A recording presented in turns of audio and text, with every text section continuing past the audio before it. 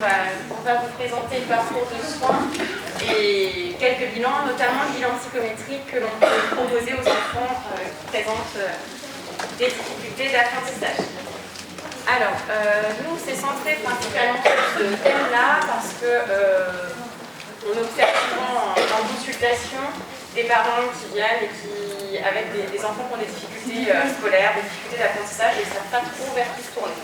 Donc dans un premier temps, on va vous présenter les candidats au parcours de soins, donc les enfants qui présentent des troubles neurodéveloppementaux et les bilans qu'on peut leur proposer. Ensuite, Dr Mathieu vous présentera les autres perturbateurs, donc c'est-à-dire les enfants qui bougent davantage, des choses comme ça, et les enfants, les autres causes de consultation.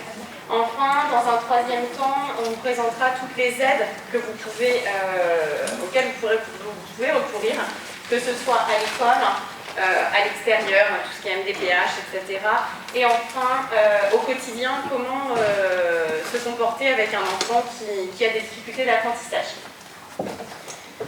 Alors, donc, attendez, parce que vous zone.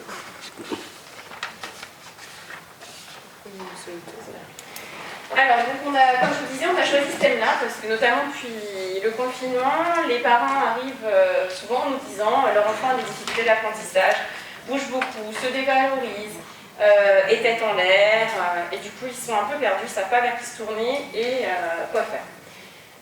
Donc on a trois types d'enfants qui ont des difficultés. Oh, excusez-moi, Il y a trois types d'enfants qui ont des difficultés scolaires. Soit des enfants qui sont lents, ce qu'on appelle, ce que le Dr Mathieu appelle communément les enfants diesel. Il vous expliquera un petit peu après ce que c'est. Les enfants qui ont du mal à se mettre au travail, qui restent un petit peu... les troubles neurodéveloppementaux et l'envahissement psychique, des enfants qui ont des troubles psychologiques, qui ont, ou sinon des enfants suite à des divorces des parents, des choses comme ça, ou des préoccupations psychiques. Moi, je vais commencer par les troubles neurodéveloppementaux et le Dr Mathieu vous expliquera ensuite les deux autres parties. Alors, les troubles neurodéveloppementaux, donc Morgane Philippe, l'orthophoniste juste avant, vous en a défini pas mal. Je vais reprendre un petit peu ce que c'est. Un trouble neurodéveloppemental, c'est un trouble qui s'inscrit dans le développement de l'enfant. C'est-à-dire que ce n'est pas un trouble qui arrive à un moment donné. L'enfant, il présente ce trouble-là depuis qu'il est tout petit. Donc on a dans les troubles neurodéveloppementaux le handicap intellectuel, donc ce qu'on appelait communément la déficience intellectuelle. Les troubles de la communication, c'est les troubles du langage oral, dysphasie, troubles d'articulation, etc. Le TSA, trouble du spectre de l'autisme, donc là des enfants avec des traits autistiques. Le TDAH, trouble déficitaire de l'attention avec ou sans hyperactivité. Enfin, les troubles des apprentissages, donc c'est ce qu'on appelait communément dyslexie, dysorthographie et la dyscalculie. Et enfin, les troubles moteurs, là c'est tout ce qu'on appelait avant la dyspraxie et dysgraphie. Alors, moi je vais vous présenter les troubles moteurs, les troubles des apprentissages, le TDAH et les troubles de la communication. Je ne présenterai pas le TSA et la déficience intellectuelle par manque de temps aujourd'hui. Alors, les troubles neurodéveloppementaux, donc le trouble du langage oral, comme vous a expliqué un petit peu Morgane auparavant, c'est ce qu'on appelait communément donc, la dysphasie, donc un trouble du langage oral. Donc ça concerne des difficultés d'expression pour les enfants et ou de compréhension. Donc c'est un enfant qui va avoir du mal à s'exprimer oralement, qui aura du mal à participer en classe et qui aura du mal à communiquer. Alors, pour les signes d'alerte, en fait, ce qui est important à retenir, c'est qu'en fait, un enfant qui, à 18 mois, ne bâtit pas, à 24 mois, a du mal à comprendre les consignes, quand on lui demande d'aller chercher quelque chose, on voit qu'il a du mal à comprendre, et à 3 ans, un enfant où la maîtresse vous dit, voilà, on a du mal à le comprendre vraiment, il est inintelligible, excepté par les proches, là on commence à s'inquiéter un petit peu et à ce moment-là on peut commencer à faire les démarches vers l'orthophoniste. Les troubles des apprentissages. Donc on a le déficit en lecture, ce qu'on appelait donc la dyslexie. Le déficit en lecture, donc c'est un manque d'automatisation de la lecture. Donc au niveau des signes d'alerte, c'est un enfant en grande section qui va avoir du mal à connaître son alphabet, et notamment à connaître le son des lettres en fait. Ensuite au CP, il va faire beaucoup de confusion entre les lettres sourdes sonores, be, peu, ve, de, etc. Et puis on observe en général associé un trouble de l'expression écrite avec ce qu'on appelle communément la dysorthographie. Donc c'est un enfant qui va avoir, où la lecture va être lente, où il y aura beaucoup d'erreurs d'orthographe, où la syntaxe ne va pas forcément être bonne, la compréhension va être difficile, et au niveau de la classe, c'est un enfant qui va participer peu et qui aura généralement des difficultés avec l'interaction au niveau des autres, mais pas au niveau de l'interaction dans le sens très autistique, mais dans le sens où il aura du mal à comprendre vraiment ce qu'on lui demande, il aura du mal à s'exprimer. Donc c'est un enfant qui peut être un petit peu développer certains troubles du comportement quand il va être petit, pas parce qu'il a un trouble psychique, mais parce que justement il a un trouble d'apprentissage et un trouble de la communication, et du coup comme il n'arrive pas à communiquer, bah, il va passer plus par le corps. Donc ça va être un enfant qui peut être un petit peu dans la violence, c'est pas que c'est un enfant qui est méchant, c'est juste que c'est un enfant qui n'arrive pas à s'exprimer. Donc ça c'est des traits de caractère qu'on observe en général assez petits.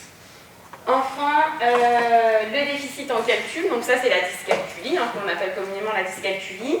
Là, ça va être un enfant qui va avoir du mal dans le raisonnement et dans le raisonnement mathématique, et donc dans l'apprentissage des tables, etc., et dans la représentation des nombres notamment. C'est un enfant aussi, quand il commence à grandir, on observe notamment au niveau des problèmes.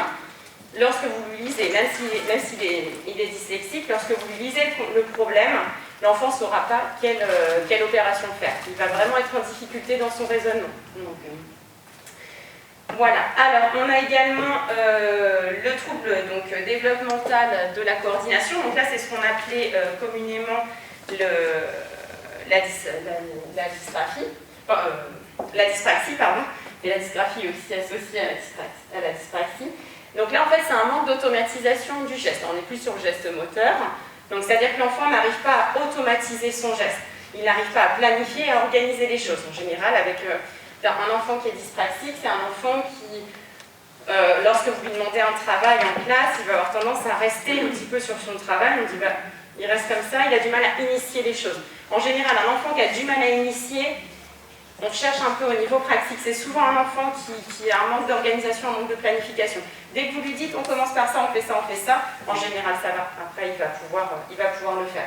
Mais on voit qu'au niveau du geste moteur, c'est compliqué. Donc au niveau de l'écriture, ce sera difficile, ce ne sera pas automatisé. Donc l'enfant est en double tâche à chaque fois. Parce que s'il doit écrire quelque chose, lui il est déjà en train de se dire il faut que je fasse ma lettre comme ça, c'est pas automatique. Donc c'est des enfants, quand ils ont une dyspraxie qui touche principalement la motricité globale, c'est des enfants qui vont être en difficulté, notamment au niveau du sport, pour faire des sports de raquettes. Lorsqu'ils vont faire du vélo, l'équilibre va être assez précaire. Tout ce qui va être natation, etc., ils auront du mal à coordonner le haut du corps et le bas du corps. Donc c'est des enfants qui vont être relativement en difficulté par rapport à ça. Et l'image qu'ils vont renvoyer, l'image de leur corps qu'ils vont renvoyer, va les affecter et du coup va pénaliser aussi leur estime d'eux-mêmes.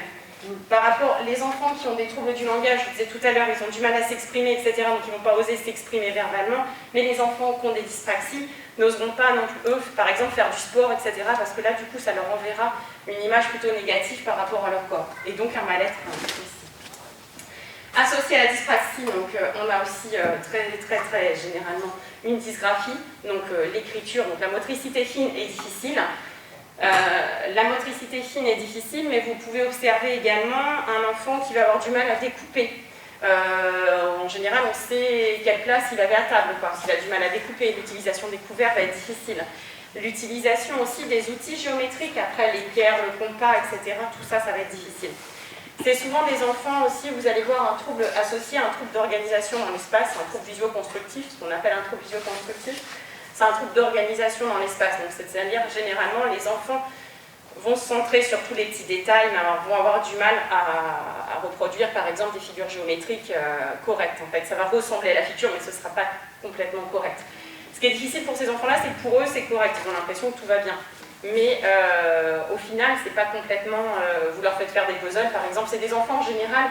Les signes d'alerte, ça va être des enfants qui, petits, ne vont pas vraiment se tourner vers les puzzles, ne vont pas vraiment faire des Lego, les constructions, etc. Ils ne vont pas forcément y aller.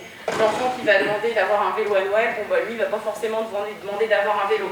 Ça peut être des petits signes d'alerte. C'est des enfants aussi en sport, quand ils courent, ils sont un petit peu des enfants maladroits, peu soignés, malhabiles. Ils n'en font pas exprès, c'est pas de leur faute. Mais en général, les enfants, ils aiment bien jouer. Hein. Donc un enfant qui ne veut pas faire du Lego, qui ne veut pas faire des puzzles, etc., c'est souvent qu'il va être en difficulté, mais c'est pas forcément qu'il n'a pas envie de faire. Voilà, alors, on observe donc au quotidien, donc, comme je vous dis, c'est plutôt des enfants maladroits, malhabiles, un petit peu brouillons, mais qui n'en font pas exprès, hein, c'est pas de leur faute. Enfin, la littérature, elle montre que souvent, associé à ces troubles 10, on a une grande majorité, entre 25 à 40% des cas, des enfants qui présentent également un trouble déficitaire de l'attention associé. Donc, quand on a au cabinet des enfants qui ont un trouble des apprentissages, normalement, tout bon professionnel va tester la concentration en même temps. Parce qu'en plus, si l'enfant présente un trouble déficitaire de l'attention associé, là, il va être aussi d'autant plus en double tâche, ça va lui demander un coût cognitif et une charge cognitive très importante. Alors, le trouble déficitaire de l'attention avec ou sans hyperactivité, ça représente entre 3,5 à 5,6% donc des enfants d'âge scolaire. C'est pas de la faute des parents, hein, donc si l'enfant présente un trouble d'attention, c'est pas de votre faute, mais c'est une immaturité du développement du cortex préfrontal. Donc le cortex préfrontal, c'est tout ce qui est en lien avec les capacités attentionnelles, justement l'organisation, la planification, l'inhibition, c'est-à-dire le contrôle sur soi, c'est-à-dire le fait de ne pas dire tout haut ce que je pense tout bas, quoi. Voilà, tout ça, c'est ce qui se situe au cortex préfrontal. Et donc c'est une immaturité de ce cortex-là. Alors effectivement, on observe aussi des parts un petit peu héréditaires, c'est-à-dire que quand on a un enfant qui a un trouble déficitaire de l'attention, en général, on peut retrouver un des parents qui se situe aussi, qui se retrouve dans ce diagnostic-là. Mais pour autant, voilà, c'est pas parce qu'il y a eu une faute d'éducation, c'est pas parce qu'il y a eu un manque, c'est vraiment quelque chose, une immaturité aussi cérébrale. Donc c'est pas de votre faute.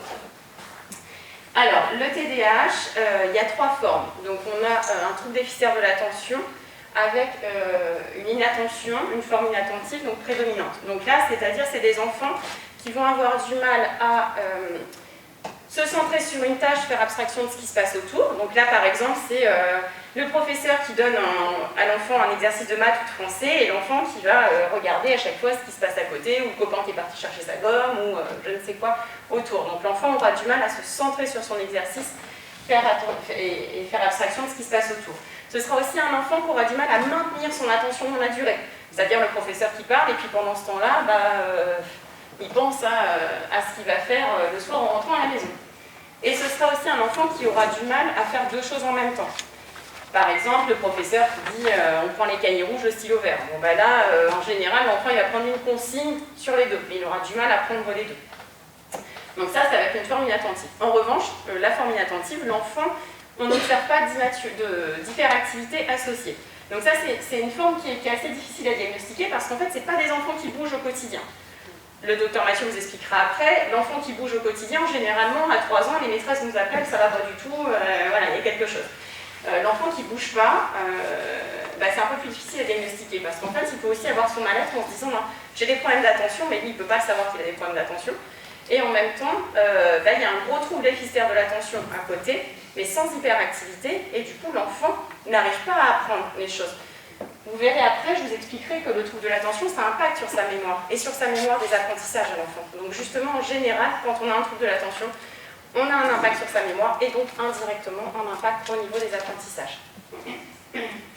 Alors enfin, la deuxième forme, c'est la forme avec une hyperactivité et une impulsivité associée. Donc là, ça veut dire que c'est un enfant qui a des troubles de l'attention, mais qui a une hyperactivité importante et une impulsivité importante. Donc là, c'est un enfant qui va justement bouger beaucoup.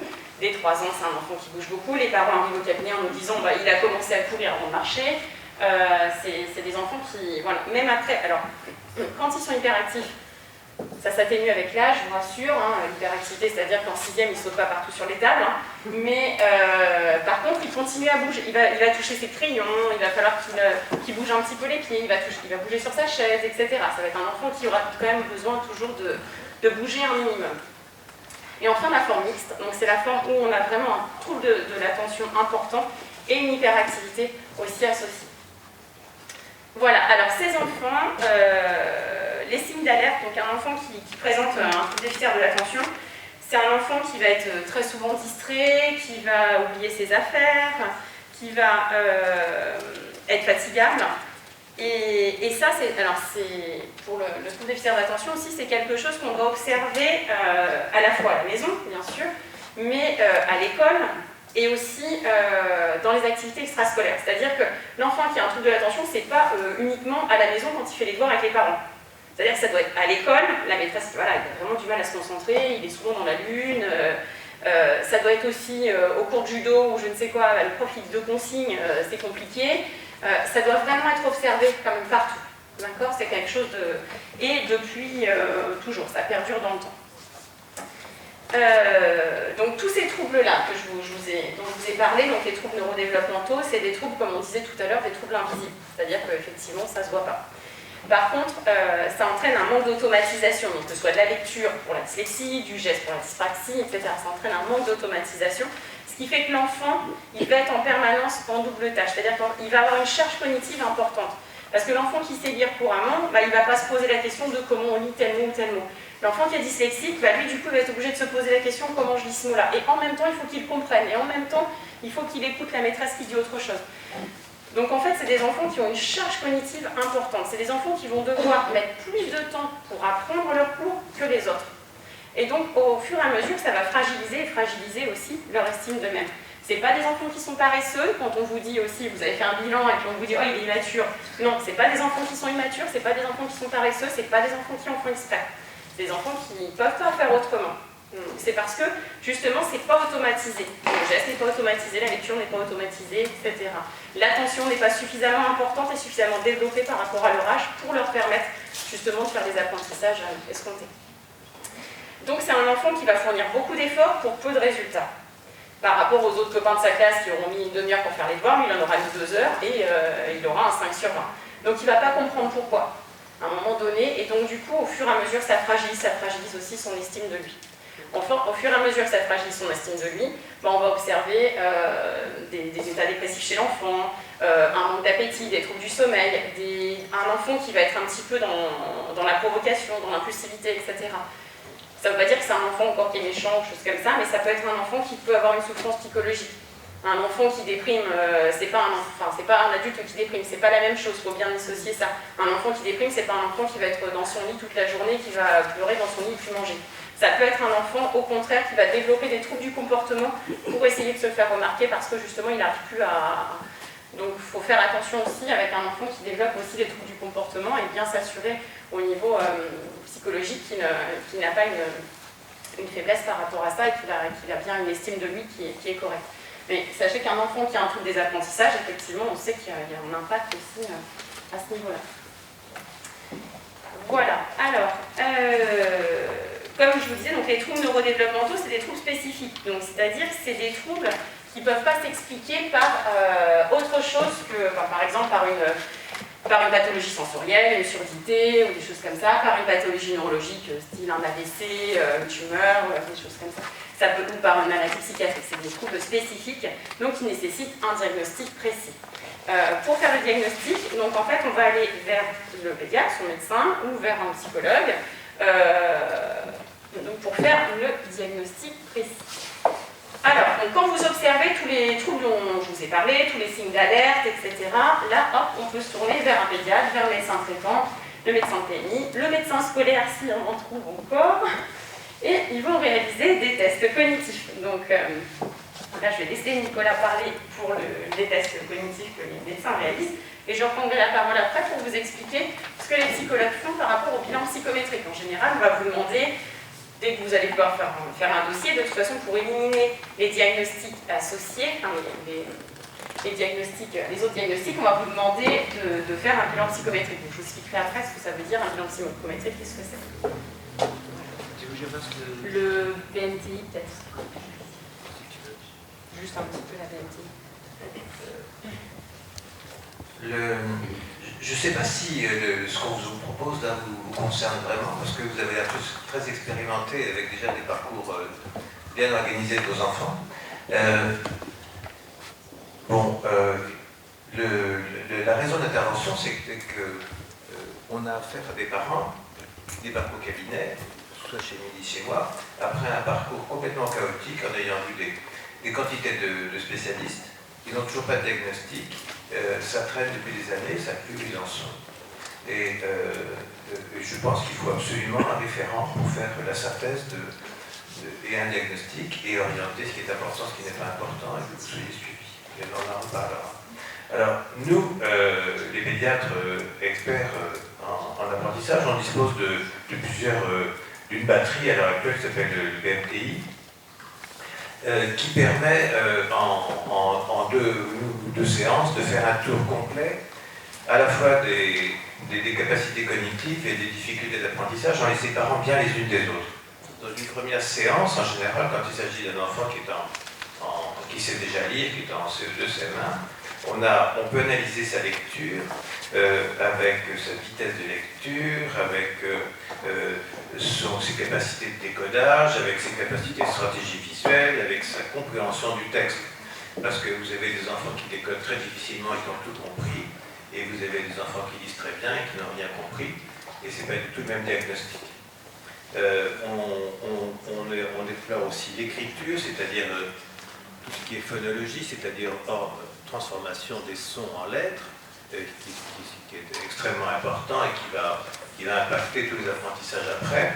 Le stock de vocabulaire, la compréhension du vocabulaire, la façon dont ils ont une expression grammaticale ou syntaxique, si vous voulez, les sauts de mots, et les temps de lecture, et les temps d'écriture.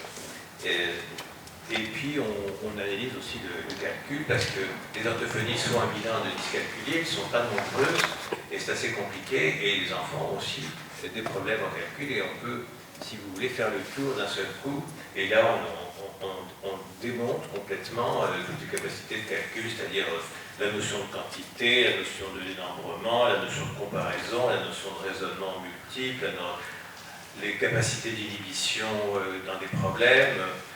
Par exemple, si je te dis j'ai 5 sucettes, j'en ai 4 de moins que toi, en général ils me répondent 1. Voilà. On étudie le calcul mental, les opérations, et on fait faire quelques problèmes.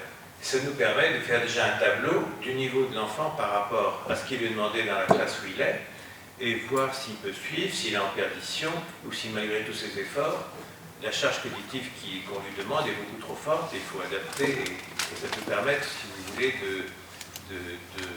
d'organiser le PAP en fonction de ce premier bilan, et surtout d'organiser vers des spécialistes. Dans un deuxième temps, on analyse beaucoup plus finement toutes les fonctions verbales. L'avantage de cette batterie, c'est qu'elle ne remplace pas tout le monde, mais elle fait le tour, si vous voulez, de tout le monde, de toutes les capacités de l'enfant pour pouvoir l'orienter après comme il faut. Donc, on analyse les fonctions verbales en détail, c'est-à-dire le stock de vocabulaire, la façon de manipuler les syllabes, l'expression, la compréhension. Et puis, on analyse aussi la réception. Il y a des gens qui comprennent très bien et qui s'expriment très mal, et puis le contraire. Et on analyse aussi les fonctions non verbales, c'est-à-dire le raisonnement, les capacités d'attention auditive, les capacités d'attention visuelle, parce qu'on nous parle de troubles de l'attention, dans le TDAH par exemple, mais cette attention, elle est analysée par un test que font les neuropsychologues qui s'appelle un TEACH, où on analyse toutes les fonctions d'attention, qui sont des fonctions qui nécessitent beaucoup de... On n'a pas une fonction d'attention qui est localisée dans le cerveau, ça utilise beaucoup de fonctions du cerveau. Donc, nous, on peut le faire rapidement et d'une façon quand même assez détaillée, qui se complète d'ailleurs, parce que c'est chronométré, parce qu'il y a des différents stimuli, on analyse bien la différence entre l'attention verbale, l'attention auditive, l'attention visuelle. On analyse toutes les capacités de graphisme par différents exercices et en même temps les éléments de dyspraxie, parce qu'on a des constructions avec des cubes qui, en 3D qui vont mettre en jeu la mémoire de travail, les images mentales de l'enfance, sa capacité d'organisation. Et on a d'autres tests qui explorent les capacités d'organisation, de planification d'une tâche, qui ne sont pas la même forme d'intelligence. Et à la fin de tout ça, on peut déjà dire aux parents, voilà où en est votre enfant, voilà quels sont ses points forts, quels sont ses points faibles, voilà ce qu'il faut travailler en premier et commencer à construire, si vous voulez, un projet. Au lieu que le psychologue envoie à l'orthophoniste, qui envoie à l'orthoptiste, qui envoie au psychothérapeute, qui envoie au psychomotricien, qui envoie à l'ergothérapeute, et finalement on vient voir le pédiatre uniquement pour avoir une prescription de médicaments. Je crois qu'il faut le faire dans l'autre sens. Ça fait gagner énormément de temps, et je vous expliquerai après pourquoi. Ça permet aussi un suivi. Et voilà en gros notre batterie. Mais on ne fait pas que ça. Alors, donc, en général, le pédiatre, une fois qu'il a fait son bilan, il oriente souvent pour éliminer le diagnostic de déficience intellectuelle qu'on ne doit pas avoir lors d'un trouble neurodéveloppemental. Il oriente vers le psychologue, le neuropsychologue, pour faire un bilan psychométrique. De même, si vous avez un dossier MDPH à monter, on discutera après le dossier MDPH, mais on va vous demander un bilan psychométrique. Alors, le bilan psychométrique qui se réalise pour les enfants donc de 6 à 16 ans, 11 mois, donc presque 17 ans, avec le WISC-5. Le WISC-5, c'est le dernier test depuis qui est référencé à l'heure actuelle. Alors, selon les psychologues, normalement, quand on fait un bilan psychométrique, donc un test de QI, c'est pas pour dégager un QI. Voilà. Sauf certains psychologues, mais normalement, c'est pas pour dégager un QI, donc pas pour dégager un chiffre, mais pour dégager un profil. Donc, c'est-à-dire un profil qui va vous permettre de voir chez votre enfant les points forts et les points faibles de votre enfant.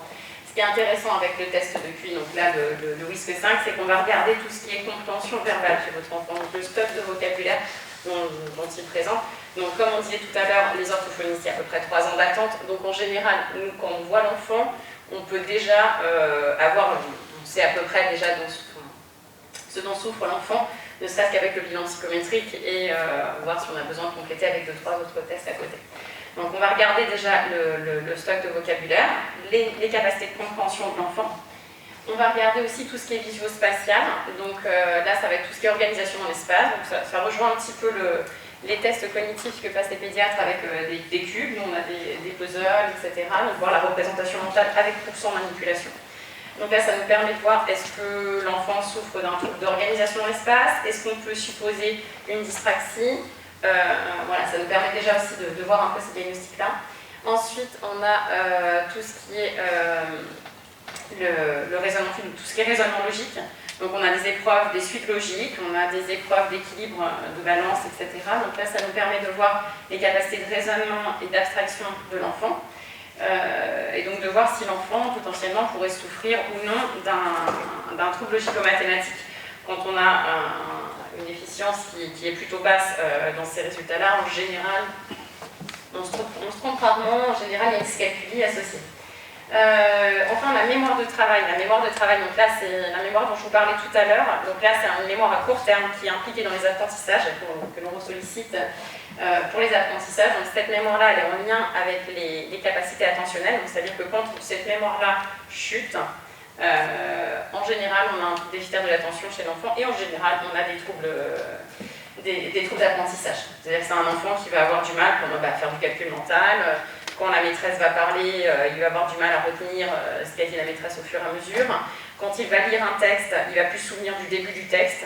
Et là, pour autant, c'est pas forcément qu'il a un trouble, qu'il manque de vocabulaire, mais c'est surtout qu'il peut avoir un trouble de mémoire. Donc, enfin, la vitesse de traitement. Donc là, c'est la vitesse à laquelle l'enfant traite les informations. Par contre, là, c'est des épreuves papier-crayon. Donc là, on a une épreuve de copie et une épreuve de discrimination visuelle. Donc l'épreuve de copie, ça nous permet de voir aussi, est-ce qu'il pourrait y avoir une dysgraphie aussi. Ça nous permet aussi de voir est-ce que l'enfant a une bonne stratégie de copie, est-ce qu'il n'est pas toujours en train de lever la tête, par exemple, au tableau. Et ça nous permet aussi de voir la discrimination visuelle, c'est au niveau des petits symboles, voir si l'enfant il arrive à bien dissocier des symboles. Donc là, lorsqu'on a des difficultés aussi à ce niveau-là, généralement, ça nous met un petit peu la puce à l'oreille au niveau orthoptique. Et donc, du coup, on va orienter les parents vers un bilan en général neurovisuel pour vérifier que l'enfant n'ait pas un trouble neurovisuel, donc qui pourrait impacter aussi au niveau de la dyslexie, au niveau des apprentissages également. Donc le profil, ça vous donne des notes, ça nous donne des notes entre 1 et 19, la moyenne est 10, la norme pathologique c'est 5 ou inférieur à 5. Ces notes-là, ça va nous permettre aussi ensuite de pouvoir faire une moyenne sur chaque indice, donc l'indice de compréhension verbale, l'indice visuospatial, l'indice de raisonnement, l'indice de mémoire et enfin l'indice de vitesse, qui vont nous donner des moyennes qui vont être calculées en moyenne entre guillemets de 2 QI. Et la moyenne, il faut savoir qu'en fait, une moyenne c'est entre 90 et 110. Si vous avez une moyenne entre 90 et 110 au niveau de l'indice de compréhension verbale, ICV par exemple, ça veut dire que l'enfant est dans la moyenne. S'il est supérieur à 110, il est plutôt dans la moyenne forte. Et s'il est inférieur ou égal à 70, là on est plutôt dans une norme pathologique. Donc là, c'est que là on a un score déficitaire, c'est que là l'enfant a une difficulté et qu'il va falloir traiter. Voilà, donc à retenir, c'est qu'on ne vient pas voir le psychologue pour avoir un chiffre de QI, hein. J'en ai toutes les semaines, mais moi je ne donne pas de chiffre de QI, mais je donne le profil de l'enfant. C'est-à-dire que quand on fait un test de QI, l'idée c'est que vous ayez compris comment fonctionnait votre enfant, que vous ayez compris ce qu'il a passé, et que vous en ressortiez avec des pistes de travail. C'est-à-dire que quand on fait un test, moi j'évalue les capacités aussi d'apprentissage de l'enfant, et notamment le type de mémoire. Donc en faisant un test, en général, je peux vous dire, voilà, votre enfant il va apprendre comme ça, comme ça, comme ça. Donc faites ça, ça, ça à la maison pour les apprentissages, etc., pour les devoirs. Faites les devoirs de telle manière et telle manière, de façon à pouvoir l'aider par rapport à ça. Pour moi, c'est l'intérêt du bilan. L'intérêt du bilan, c'est pouvoir vous orienter vers un diagnostic, dire, voilà, il ne présente pas ça, il ne présente pas ça, mais il y a de fortes chances qu'il soit dyspraxique, qu'il soit aidé dans le diagnostic, mais aussi vous aider au quotidien en vous disant, voilà, votre enfant il fonctionne comme ça, comme ça. Donc maintenant, essayez de faire les devoirs plutôt de cette manière-là, on disait encore tout à l'heure, on peut proposer, en ce moment c'est la grande mode des cartes mentales, un enfant qui n'est pas visuel, vous pouvez lui proposer toutes les cartes mentales que vous voulez, s'il n'est pas visuel, il ne retiendra pas. Donc voilà, ça ne fonctionnera pas. Ça va vraiment dépendre du profil de votre enfant. Donc ça, c'est le neuropsy qui vous le dira. Voilà, maintenant, tout à l'heure, je vous avais dit donc les difficultés scolaires, donc dans le cabinet, les parents qui arrivent en disant, voilà, mon enfant n'arrive pas à apprendre, etc. Donc moi, je vous ai présenté les troubles neurodéveloppementaux. Maintenant, le docteur Mathieu va vous présenter donc, les deux autres profils d'enfants. À propos du WISC, je voulais vous dire qu'il analyse une intelligence qui est une intelligence qu'on appelle l'intelligence fluide. L'intelligence d'un charpentier ou d'un mécanicien n'est pas du tout la même que celle d'un geek ou que celle d'un agrégé de grammaire. Et par exemple, en informatique ou en numérique, où on cherche à créer de l'intelligence artificielle, on est très très embêté parce qu'on n'arrive pas à définir ce que c'est que l'intelligence. Donc, il ne faut pas se baser sur des chiffres et sur des résultats scolaires pour juger si un enfant est intelligent ou pas. C'est très important. On peut ne pas savoir lire, ne pas savoir écrire, avoir des troubles de mémoire et être très intelligent. Vous voyez le tableau là sur les difficultés scolaires. On sait très bien que les garçons sont beaucoup plus lents à démarrer que les filles. Et quand je vois une mère de garçon, je commence à lui dire, vous savez madame, quand vous avez fini de pousser, il faudra tirer, et ça sera jusqu'au bac. Tandis que les filles vont travailler pour le plaisir, vont rejouer à l'école en rentrant de classe. Ils n'ont pas le même cerveau du tout. L'envahissement psychique, c'est tous ces enfants qui sont intelligents et qui ont des problèmes pour pouvoir imprimer, pour pouvoir mémoriser, pour pouvoir se faire attention en classe, parce qu'ils ont des tableaux de problèmes envahissants à la maison, harcèlement en classe, drogue quand c'était au collège, etc. Tout ça pour vous souligner l'importance d'un bilan médical, d'un expert, parce que ces trois sortes d'enfants ne sont pas des enfants séparés. Tout ça, ça se mélange. On peut très bien être dépressif et avoir un trouble du neurodéveloppement, et en même temps ne pas aimer l'école. Donc, il faut absolument, avant de faire des parcours dans tous les sens, avoir une expertise qui fasse vraiment le tour du problème de l'enfant, avec une bonne connaissance de la famille, avec l'histoire familiale, avec un examen somatique complet, un examen neurologique complet, avec un bilan auditif, un bilan visuel, et après pouvoir, à ce moment-là, orienter vers des spécialistes. Tout à l'heure, c'est aussi très important ce rôle d'expert, c'est que tout à l'heure j'entendais parler de coopération, non-coopération entre enseignants, entre orthoptistes, orthophonistes, etc. On y arrive très bien à coordonner. J'ai tout le temps des coups de téléphone avec des psychologues, avec des enseignantes. Il y a, je crois, que 2 écoles dans le département où je suis mal accueilli. C'est tout à fait possible, et c'est impossible de soigner un enfant qui a des troubles des apprentissages si on n'est pas une équipe coordonnée autour des parents. Donc il faut, je vous parlerai des problèmes d'éducation nationale rapidement si vous voulez, mais il faut absolument qu'il y ait quelqu'un qui puisse coordonner. Si vous n'y arrivez pas, moi j'ai jamais eu un professeur qui a refusé de me répondre. Donc je crois que c'est très très important qu'il y ait quelqu'un qui puisse coordonner. On ne peut pas avancer sans coordination. Si vous avez 3 discours différents, c'est pas possible. C'est pas possible d'avancer. La deuxième chose, c'est que c'est l'importance d'un suivi. Il faut qu'on puisse faire des bilans réguliers pour savoir où est-ce qu'on en est, si après tous les progrès que l'enfant a fait, si c'est la hauteur de la charge cognitive qu'on lui impose, ou si l'écart reste encore plus grand, parce que malgré tous les efforts qu'il a fait, tous les progrès qu'il a fait, la charge a encore augmenté, l'écart a encore augmenté, et donc c'est très très important qu'il puisse y avoir un suivi régulier, un encadrement régulier. La deuxième chose dont je voulais vous parler, c'est comment je vois les enfants en consultation. Je vois 2 tranches d'enfants. Ceux que je vois tout de suite, ceux qu'on m'envoie en moyenne section de maternelle, en grande section de maternelle, c'est les perturbateurs. Ça va plus, on n'en peut plus, l'enseignant n'en peut plus, les parents n'en peuvent plus, et il faut absolument que je donne un médicament parce qu'il est TDAH, et il faut absolument résoudre ce problème parce que c'est pas possible. Et bien, ce problème de perturbateur, il faut savoir que ça cache des quantités de diagnostics. Et que s'il n'y a pas une expertise sérieuse, on va dans le mur. Il y a presque toujours, c'est vrai, un problème d'apprentissage derrière qui va aggraver les choses. Mais vous n'avez aucune comparaison entre une déficience intellectuelle, par exemple, avec un enfant agité en classe parce qu'il semblait qu'il ne comprend rien, un trouble d'opposition et de provocation qui est une maladie psychiatrique qu'il faut diagnostiquer, qui se traite avec des médicaments, qui correspondent à des symptômes très précis. Ce sont des enfants qui n'ont aucun respect de l'autorité, qui sont agressifs, ça dure depuis plus d'1 an, qui font ça au moins 1 fois par semaine, qui le font aussi en dehors du milieu familial, et il faut tout un interrogatoire pour faire le diagnostic, savoir si c'est arrivé avant l'âge de 10 ans, après 10 ans, et dans quelles circonstances. Vous avez aussi, j'en vois souvent, enfin j'en vois quelques-uns, c'est les troubles des conduites.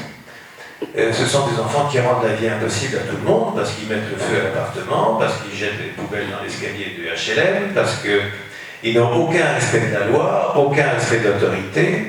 Et le grand diagnostic qu'on fait, c'est qu'on s'aperçoit que ces actions sont préméditées. Ça n'a rien à voir avec un TDAH, ça n'a rien à voir. Et ce sont des enfants qui sont très malheureux et qui ne vont pas bien du tout et qui sont soignables. Ils sont soignables. Alors, ça dépend des moyens qu'on a. À Paris, on serait à la Salpêtrière, ils auraient un encadrement de groupes thérapeutiques, etc. D'ailleurs, Émilie en fait maintenant. Mais il y a aussi un traitement médical. Ces enfants, avec un traitement, vont beaucoup mieux. Et toute la famille est apaisée, et l'école aussi. J'ai eu des réunions d'équipe éducative où les enseignants ne reconnaissaient plus l'enfant. Or, ils venaient me voir pour un TDAH.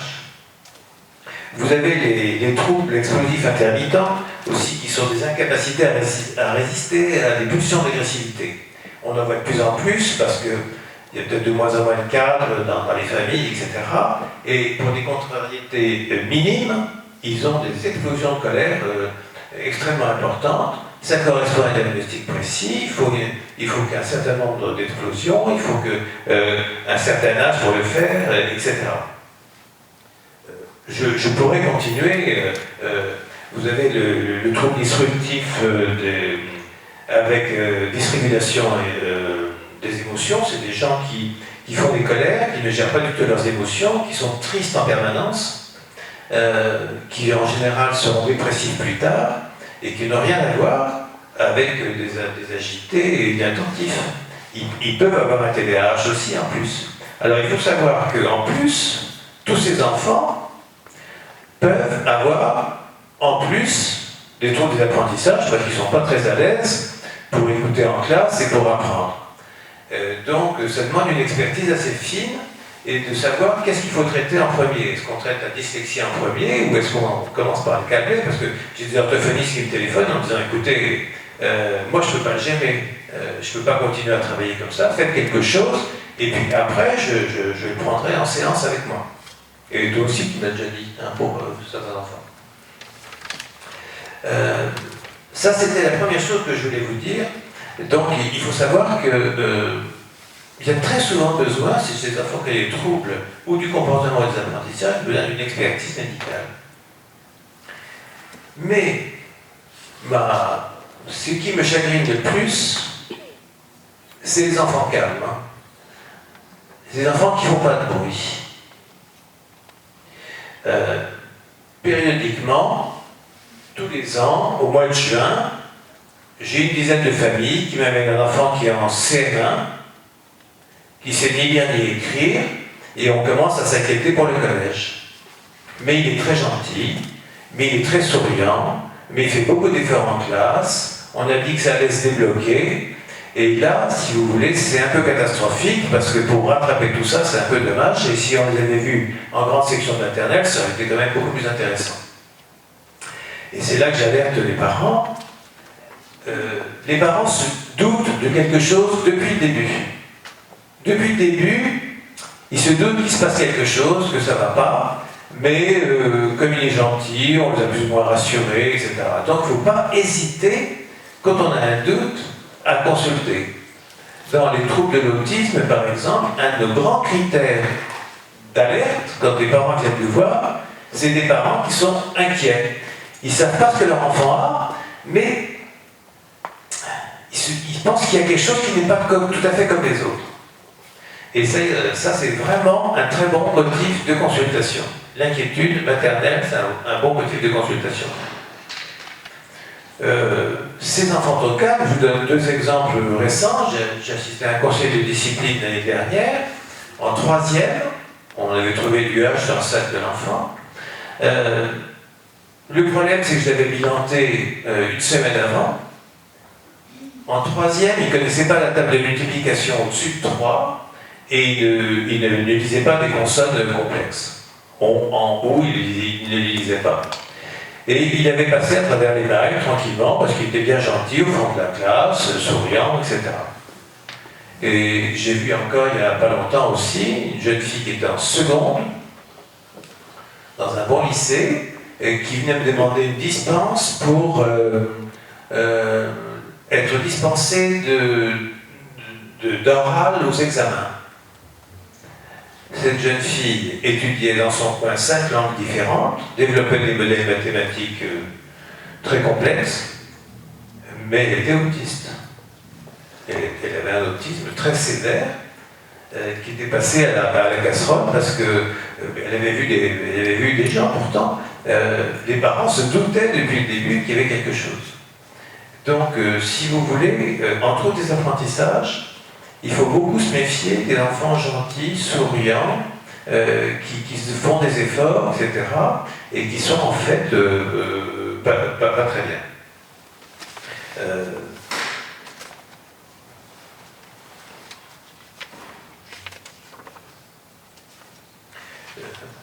dans ces enfants trop calmes, on arrive au collège où c'est différent, à des enfants qui ont, les psychiatres appellent ça un renoncement à penser. Ils ont complètement bloqué leur pensée quand ils sont en classe. Ils ont une inhibition de pensée qui n'évolue plus, et c'est très difficile de les récupérer après, parce qu'ils ont pris l'habitude en cours de ne pas suivre, parce que de toute façon ils sont dépassés. J'en vois qui sont en seconde. Hein. J'ai d'autres cas aussi d'enfants calmes comme ça, c'est les hauts potentiels, qui viennent me voir en général en seconde, où ils n'ont même plus la moyenne, alors que jusqu'en troisième, ils n'ont rien foutu, ils n'ont jamais pris une note, ils ont eu 20 sur 20 de leur contrôle, sans aucun effort, mais en seconde, il faut commencer on a beau être un génie, il faut commencer à travailler un peu, à analyser des choses, à les mettre en ligne, etc. Et ils n'y arrivent pas. C'est cuit. C'est cuit, ils n'y arrivent pas. Ils n'ont aucune méthode de recherche et ça va être très très difficile de les rattraper. Alors que si on les avait vus plus tôt, on leur a appris aux parents à leur apprendre la persévérance, à finir à rincer leur verre à dents quand ils se lavent et à ranger leurs habits quand ils s'habillent, et ça les aurait beaucoup aidés. Qu'est-ce qu'on voulait dire après la BNT?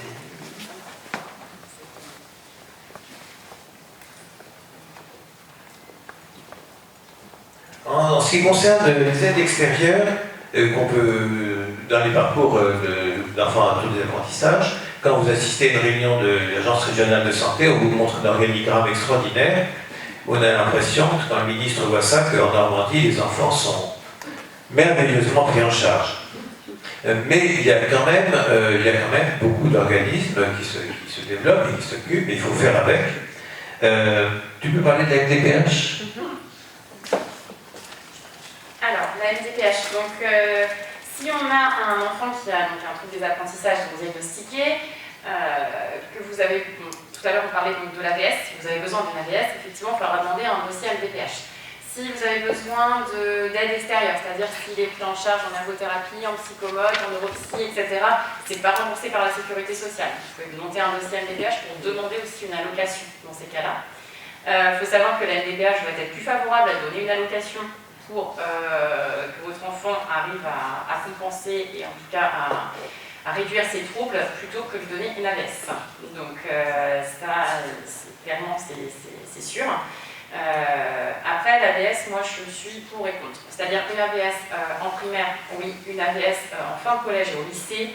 En général, les enfants, ils se sentent vraiment stigmatisés à avoir un adulte à côté de lui et puis pas avoir un copain à côté de lui.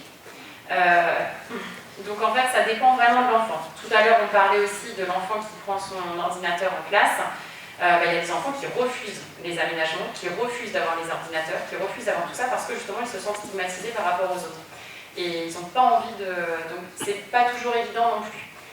Alors pour la MDPH, ce qu'il faut faire donc, pour constituer un dossier MDPH, il faut un bilan psychométrique, donc il faut aller voir soit le psychologue scolaire, soit aller voir un psychologue donc, à l'extérieur.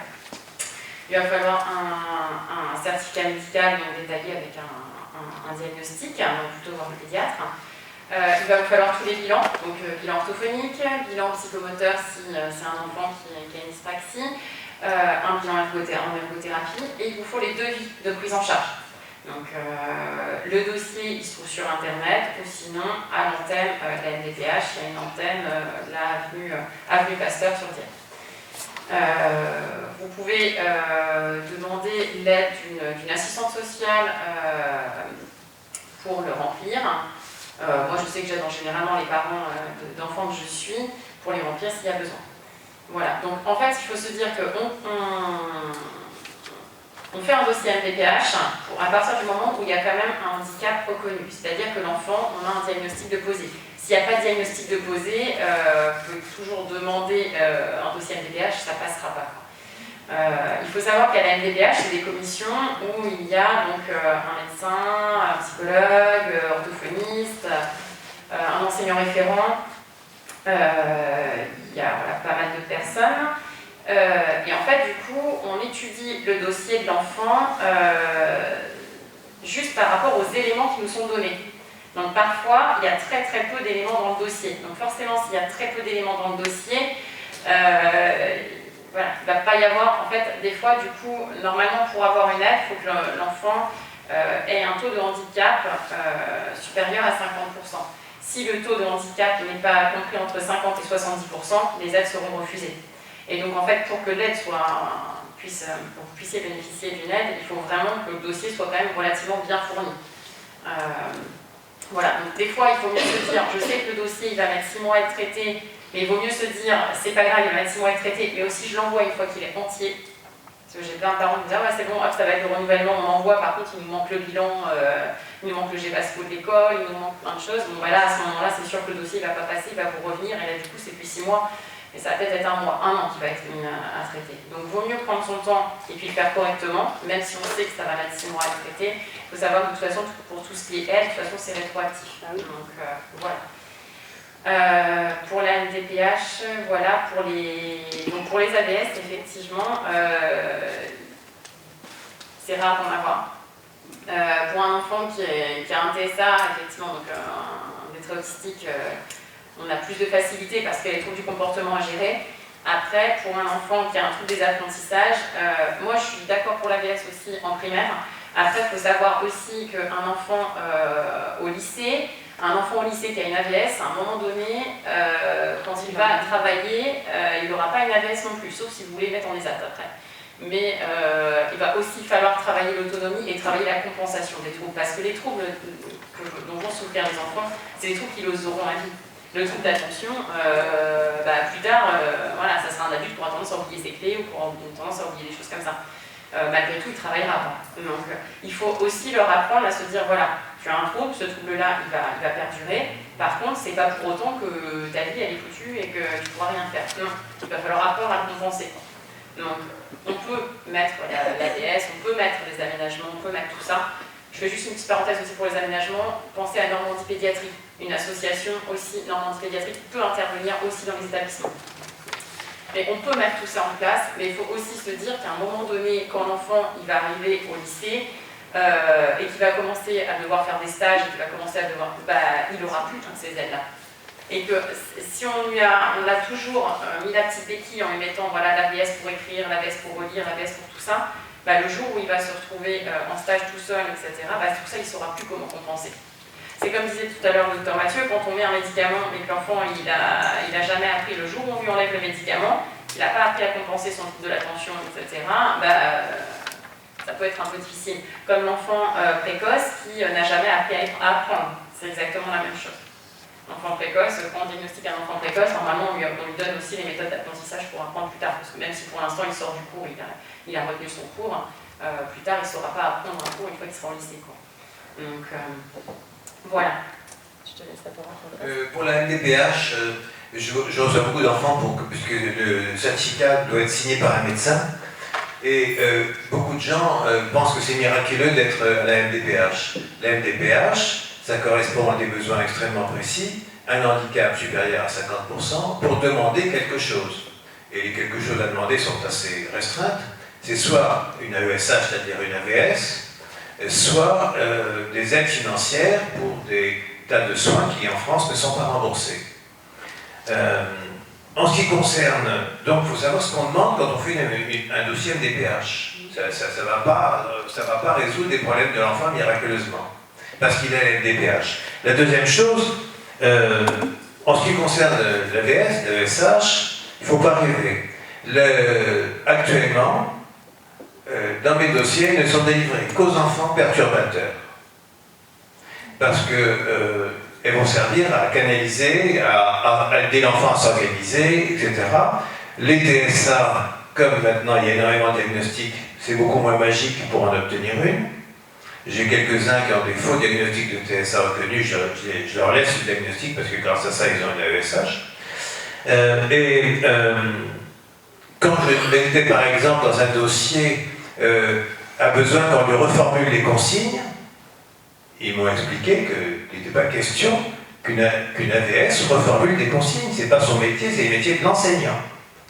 Donc si vous voulez, il y a beaucoup de refus qu'on ne s'explique pas. Bon, quand c'est pour des raisons budgétaires, qu'il n'y en a pas assez, il faut vous battre, vous avez raison, puis qu'on vous aide à vous battre. Mais il ne faut pas rêver quand on en demande une. Hein.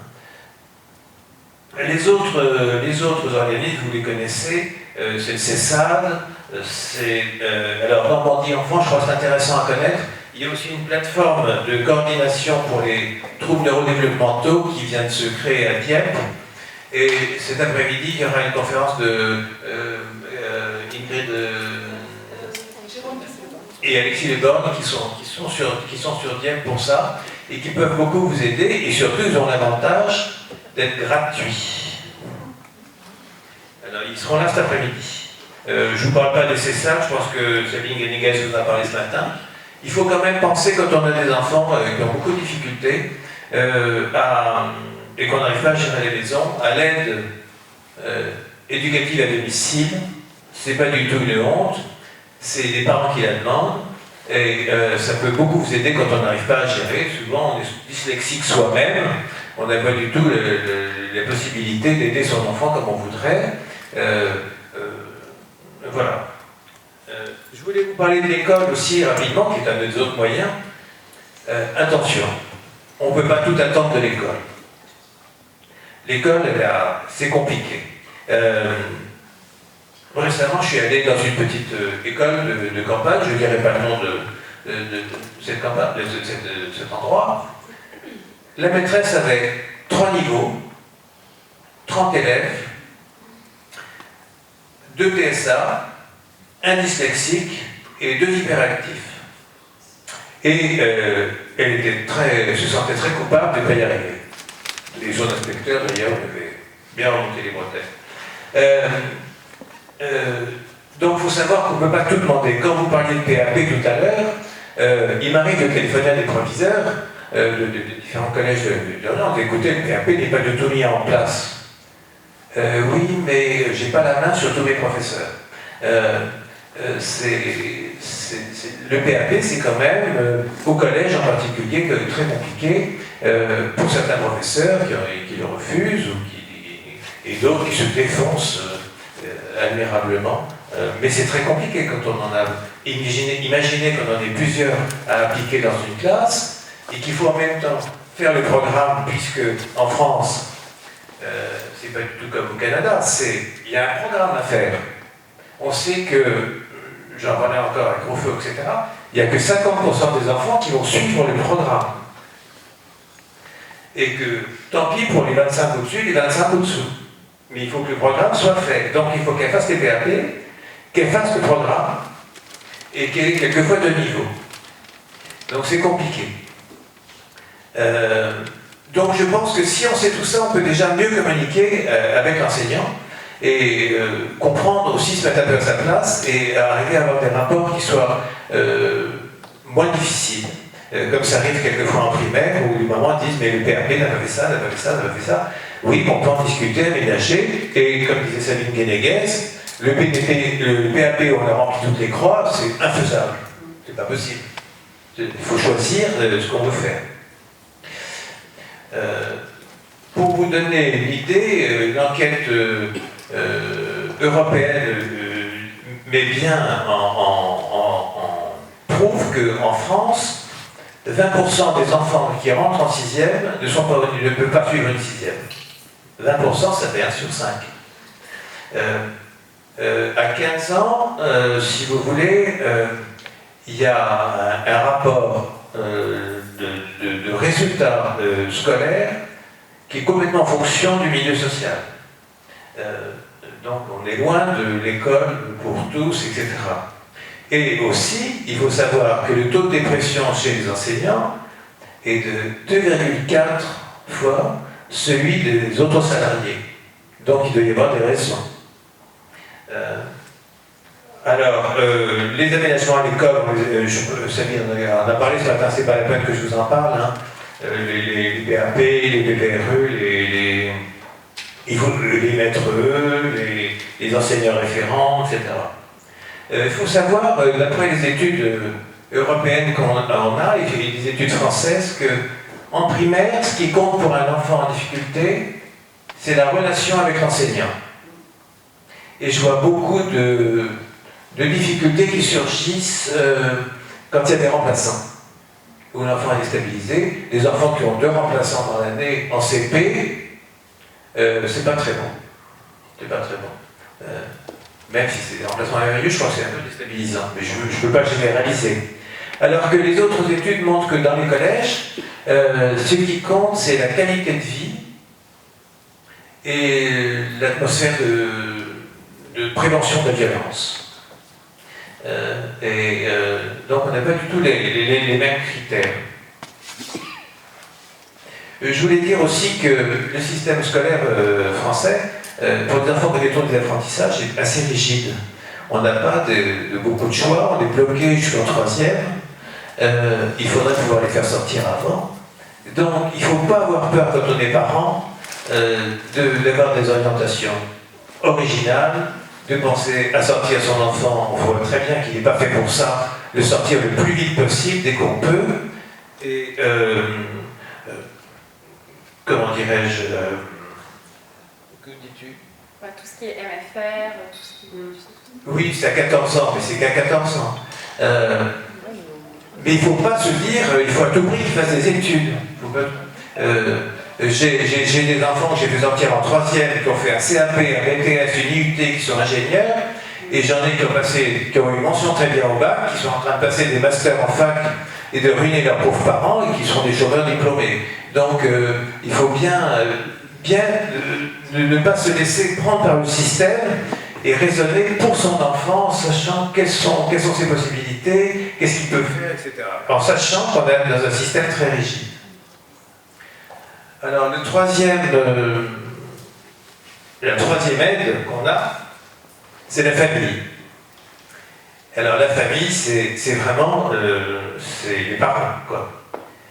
Et dans le parcours d'un enfant d'apprentissage, si on a la chance d'avoir ce que j'appelle une mère juive, on a beaucoup de chance. On a des chances de s'en sortir. Il faut savoir que la première chose que je dis aux parents, je vous préviens, vous serez dans une grande solitude. Vous serez dans une très grande solitude. Il y a des tas de moyens, on va vous aider, on va faire tas de choses, mais tout va reposer sur vous. Et il faut savoir qu'il n'y a pas que l'école. Les parents sont stimulés par le savoir, c'est pas du tout dans la vie. Il faut savoir développer chez son enfant ses capacités qui sont fortes et qui ne sont pas essentiellement des connaissances de grammaire et de mathématiques. Et je pense qu'il faut savoir lire. Il y a des écoles aux États-Unis, on n'apprend plus à écrire, puisque on sort du système, on va pouvoir parler, on écrit. Moi, au cabinet, je tape à la machine, je parle et ça écrit. Il n'y a pas que l'école, mais il n'y a pas que les écrans aussi. Beaucoup d'enfants intelligents que je suis sont en perdition parce que les parents ne sont pas arrivés à contrôler les écrans et les téléphones. Et j'ai par exemple des troubles du sommeil, parce qu'on n'ose pas à un adolescent lui dire après le dîner, tu donnes ton téléphone. Oui, mais il va tout casser. Ben oui, il va tout casser, mais vous prenez le téléphone. Je crois que ça, c'est très très important. Et il y a aussi un rôle très important qui m'est apparu, qui est le sport, ou les activités où ils peuvent un peu se valoriser. S'ils sont en dyspraxique, il faut qu'ils fassent autre chose, qu'ils jouent aux échecs, mais qu'ils fassent autre chose. Mais je veux dire que c'est très important.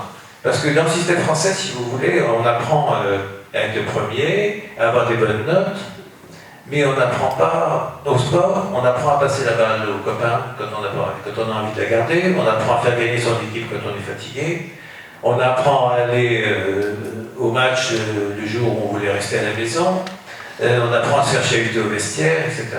Et je m'en suis aperçu parce que j'ai des petits Diepois qui sont dans des collèges anglais, et ça marche pas mal, mais dans la majorité, sont virés parce qu'ils ne se démènent pas assez pour faire gagner leur équipe en sport. Ils n'ont pas du tout, un esprit d'équipe suffisant. Et je pense que pour des enfants qui ont des troubles des apprentissages, c'est extrêmement important qu'ils aient une autre vie, qui n'est pas que ça. Quand je vois des parents, on sort pour aller chez le psychologue, puis après chez l'orthophoniste, puis après etc., c'est invivable. Et là aussi, c'est pour ça que c'est pas mal d'avoir une expertise, soit par un psychologue qui vous écoutez. Je vous donne un exemple. L'autre jour, j'ai une orthophoniste qui me téléphone en me disant, écoutez, vous m'envoyez cet enfant, mais il est autiste. Je sais très bien qu'il est autiste, mais faut-il lui l'appeler son autisme, qui est très léger. Ce qu'il a besoin, c'est d'apprendre à lire. Il faut savoir, donc, quand on a un enfant qui a plusieurs contraintes développementales, en cibler une, faire un programme, puis passer à une autre, et c'est pour ça que vous avez besoin d'un référent. Et qu'il ait une vie normale, qu'il profite de la vie, qu'on ait une vie de famille, qu'on ne parle pas que de ça, qu'il n'y ait pas les devoirs, même s'il ne fait pas le programme. J'ai vu ça pendant le confinement, où les parents voulaient absolument faire tout ce que le médecin disait, et ce n'était pas possible. Il fallait faire ce que l'enfant pouvait faire, qu'il ait une vie à peu près normale. Et il faut le faire aussi pendant la scolarité normale. C'est pas parce qu'il a travaillé 2 fois plus qu'il en saura plus, il sera crevé. Il faut que tous les jours il apprenne quelque chose qui lui sert et qui reste. Et ces enfants, très souvent, ils ont le travail faible, et il faut revenir tranquillement en arrière, sur ce qu'ils ne savaient pas, etc. Aller à sa vitesse. Alors, le système français ne le permet pas beaucoup. Donc, il ne faut pas avoir peur, quand on est parent, d'être original. Les notes, c'est un indicateur de vitesse, hein. C'est pas une punition, c'est un indicateur de vitesse. J'ai une mauvaise note, pourquoi? Moi, j'apprends aux enfants, quand le professeur au collège a mis nul et une mauvaise note, je lui dis, tu déchires la feuille. S'il n'a pas expliqué pourquoi tu as une mauvaise note, ça n'a aucun intérêt. Ça sert uniquement à te casser. Il faut leur apprendre donc que les notes ne sont pas tout. D'ailleurs, je crois qu'on en met beaucoup moins, je ne suis pas tout à fait au courant du système scolaire dans le secondaire. Et voilà. Et puis si vous pouvez avoir des activités familiales autres, de cuisine, de jardinage, de discussion, etc. Et il faut aussi que vous sachiez que quand on a un enfant qui a des difficultés développementales, non seulement on ne va pas le surprotéger, mais on va être 2 fois plus méchant avec lui. 2 fois plus exigeant, 2 fois plus dur. En le sécurisant, en lui donnant confiance. Et la meilleure preuve que j'ai, c'est qu'après 40 ans de pédiatrie, je peux vous dire que la majorité des enfants qui ont des troubles des apprentissages ont beaucoup mieux réussi dans la vie que ceux qui réussissaient très bien en classe. Parce qu'ils ont ce qui est essentiel, ils ont la pêche. Ils ont la pêche, on a réussi. Alors, ce qui est très important, c'est de ne pas les casser. Mais je vois beaucoup d'enfants en difficulté qui sont surprotégés. Et ils ont toutes les excuses et ils en profitent. J'ai des adresses qui servent de secrétaires, hein, qui servent de bonnes. Hein. Si elle se laisse faire, j'en ai une en face de moi qui me dit qu'elle a eu du mal à se faire prendre la main.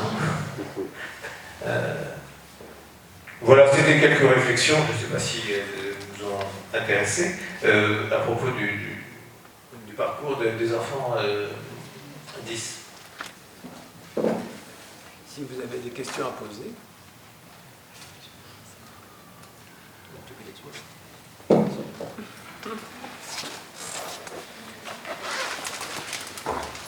Est-ce que vous auriez des questions particulières?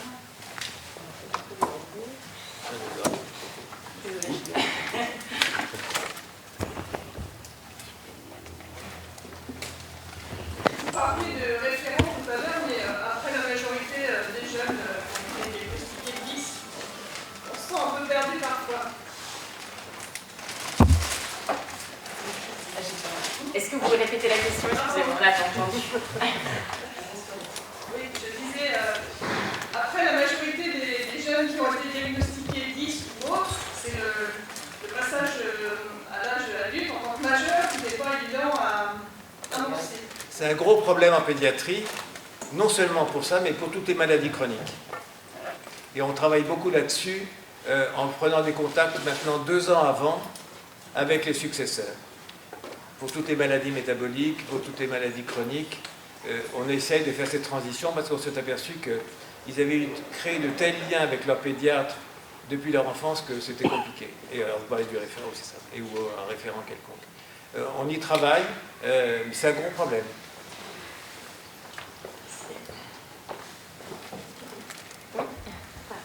Du coup, en tant qu'enseignante, pour diriger les parents, est-ce que du coup on est mieux de leur dire voilà, je pense qu'il faudrait aller voir un orthophoniste par exemple, souvent c'est ce professionnel qu'on recommande, ou est-ce qu'on est mieux de du coup rediriger vers une plateforme ou un médecin comme vous pour avoir quelqu'un de référent dès le départ ou pas?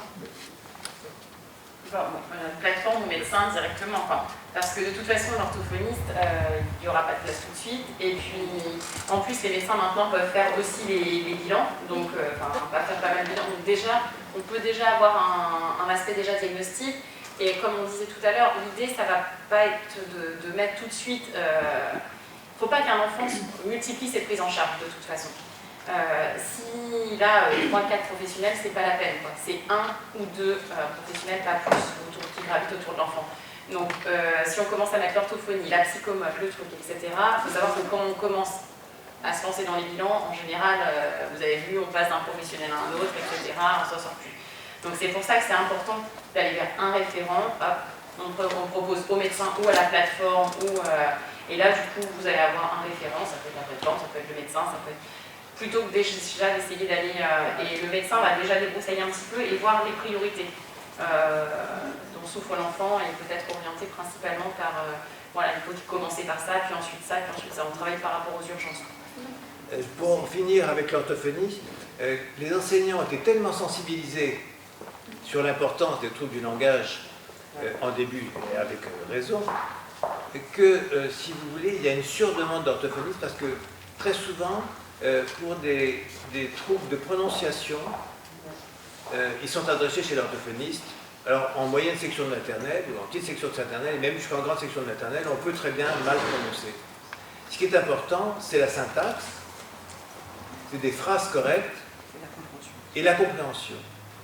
Et donc, si vous voulez, si déjà on enlevait ça, ça déchargerait les orthophonistes de beaucoup de choses. Et puis, quand les gens viennent me voir, je sais qu'ils auront 2 ans avant de voir un orthophoniste, donc ils commencent avec moi l'orthophonie, c'est-à-dire que je leur apprends à faire de l'orthophonie, c'est-à-dire qu'ils font de la méthode gestuelle, etc., parce qu'on ne va pas attendre 2 ans pour s'y mettre. Je vous avoue que moi, avec des moyens. Et ce que je voulais dire tout à l'heure aussi quand l'orthophoniste était là, c'est que le cerveau ne peut pas en 20 minutes par semaine créer des réseaux. Donc, c'est ce qu'ont découvert certains orthophonistes avec le confinement, c'est que moi je trouve qu'une orthophoniste devrait donner du travail à faire dans la semaine, des exercices dans la semaine. Et pendant le confinement, certains orthophonistes ont travaillé donc en téléconsultation, et la famille était là pour une fois, et sont aperçus que c'était beaucoup, beaucoup plus productif, que ça marchait très bien. Moi, je vous avoue que je suis enseignante en grande section et effectivement, arrivé vers Noël, généralement, je fais un peu le point sur les élèves que je pense qu'il faudrait peut-être alerter, mais par rapport à ce délai qui est déjà long et au vu du CP qui arrive. Il faut mieux faire, vous avez un trouble, il faut faire un diagnostic pour être sûr qu'il n'y a que celui-là, et etc. Et si on fait un bilan global, je crois que c'est mieux. C'est prévu comme ça dans les plans de prise en charge des enfants qui ont des troubles des apprentissages, avec un 1er, 2e, 3e degré. D'accord. Je vous remercie. Si je peux me permettre de rajouter, ça sera peut-être mieux perçu que moi pour avoir vécu, commencer par l'ortho, puis après finir avec la neuropsy. C'est pour ça que je voulais en parler, c'est parce que je vois que des parents qui ont vécu tout ça. Mieux perçu en tant que parents, où on s'est aidé dès le départ, et pas perdu et confronté au problème où en fait, à chaque professionnel qu'on va voir, on nous rajoute un trouble en plus, et on est là, on se dit, je vais faire quoi de mon fils ou de mon enfant. Mais le problème de base, en fait, c'est qu'il y a beaucoup de médecins qui nous moulent en fait parce qu'on n'a pas de bilan, qui refusent de nous voir parce qu'on n'a pas les bilans. On nous dit, bah, vous avez des bilans, vous venez nous voir, vous n'avez pas de bilan, vous venez pas en fait. C'est lui qui revient des ordonnances pour les bilans. Nous, c'est ce qui s'est passé. Nous, on nous a dit, bah, vous venez pas tant que vous n'avez pas vos bilans. Il faut changer de médecin. Voilà. Parce qu'en fait, si vous avez un bon pédiatre ou un bon médecin qui est capable de faire voilà, les tests qu'on a vus, le DA, BMT, etc., bah, du coup, il va déjà, lui, faire débriefer un petit peu, faire déjà le diagnostic. Mais effectivement, après, voilà, c'est sûr, tous les médecins ne le font pas. Si vous téléphonez au CTRLA de Rouen, le secrétaire vous donnera une liste des pédiatres référents qui sont capables de le faire.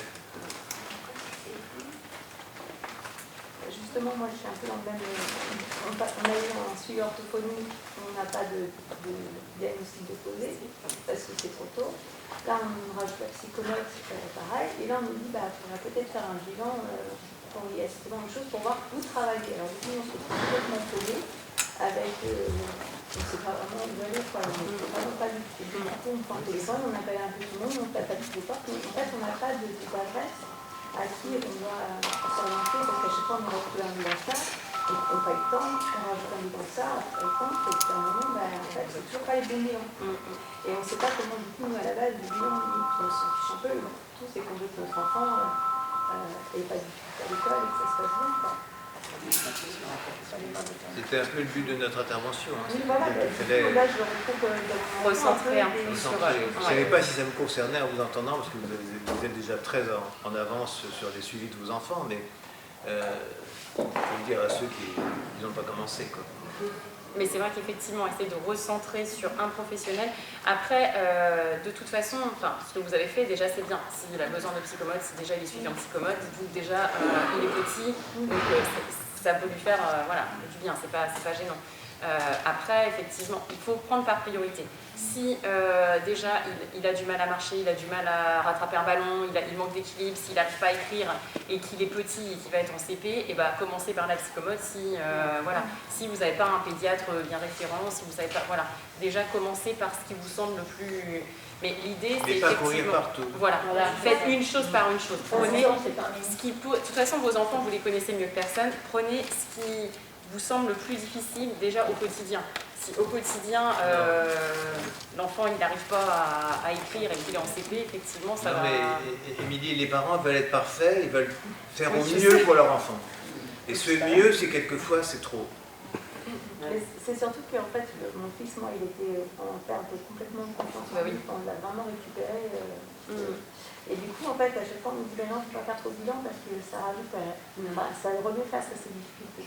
Et donc, du coup, c'est vrai qu'on ne voudra pas en faire trop, mais quelque part, il faut en faire. Mais du coup, on va utiliser le bon bilan pour ne pas en avoir à faire plein. Ça, c'est comme un psychologue scolaire. Il y en a certaines qui disent que faire un bilan va dévaloriser l'enfant ou l'enfant est trop fragile psychologiquement.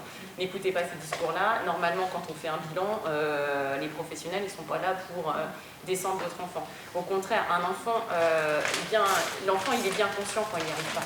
Quand il voit le copain qui est capable d'écrire 3 lignes et puis il n'arrive pas à écrire un mot, il voit bien. Quand il a passé 3 heures à régler ses devoirs et puis qu'il a un 3 et qu'on lui dit t'as pas bien révisé.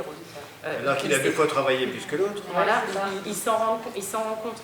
Donc aller faire un bilan, non, ça ne va pas le dévaloriser. C'est le fait de ne pas savoir ce qu'il a qui va le dévaloriser. Et qui, au contraire, le fait de faire un bilan et lui dire voilà, tu as ça, c'est pour ça que tu vas mettre plus de temps pour apprendre et c'est pour ça que tu n'y arrives pas.